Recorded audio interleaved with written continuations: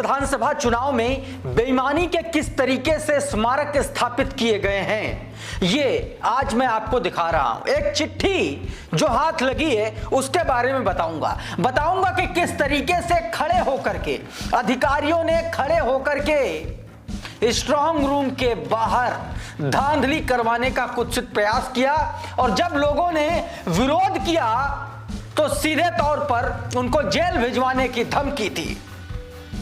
अब सवाल यह है कि इतना सब कुछ हो गया, ट्रक के ट्रक सासाराम की चिनारी विधानसभा क्षेत्र के स्ट्रांग रूम के बाहर खड़े रहे, स्ट्रांग रूम के अंदर घुस गए और कुछ नहीं हुआ। और उसके बाद अचानक से एक चिट्ठी आती है जिसमें कहा जाता है कि एडीएम साहब को हटा दिया गया है। तो सवाल कई गंभीर है। सवाल यह भी है कि जब कुछ गलत था नहीं तो एडीएम साहब को हटाया क्यों गया, और अगर एडीएम साहब को हटाया गया है तो फिर गलत हुआ है, इसकी जांच कब, कैसे, कौन करेगा और चुनाव कैंसिल क्यों नहीं किया जाएगा। आज का ये वीडियो उन्हीं तथ्यों पर आधारित है। बहुत गौर से देखिएगा, एक एक चीजें। चिट्ठी देखिए, सबसे पहले आपकी स्क्रीन पर है। इसमें देखिए साफ तौर पर बताया गया कि निर्वाचन आयोग ने जो रोहतास के एसडीएम है, एडीएम है, माफ कीजिएगा, उनको जो है हटा दिया गया है। मतगणना समेत सभी निर्वाचन कार्य से एसडीएम को, एडीएम को हटा दिया गया।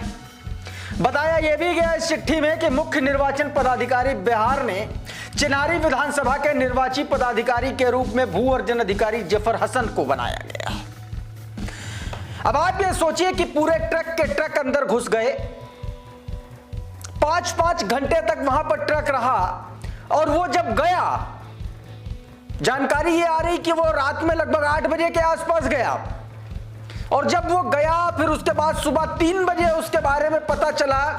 तो ये जो बीच के घंटों का गैप है, इसमें यह भी पता चलना चाहिए कि उन बक्सों में क्या था, कि वो खाली बक्से बाहर आ गए, और अगर खाली बक्से बाहर आए हैं तो अंदर वो खाली बक्से क्या करने गए थे। अगर खाली थे तो सवाल कई गंभीर हैं।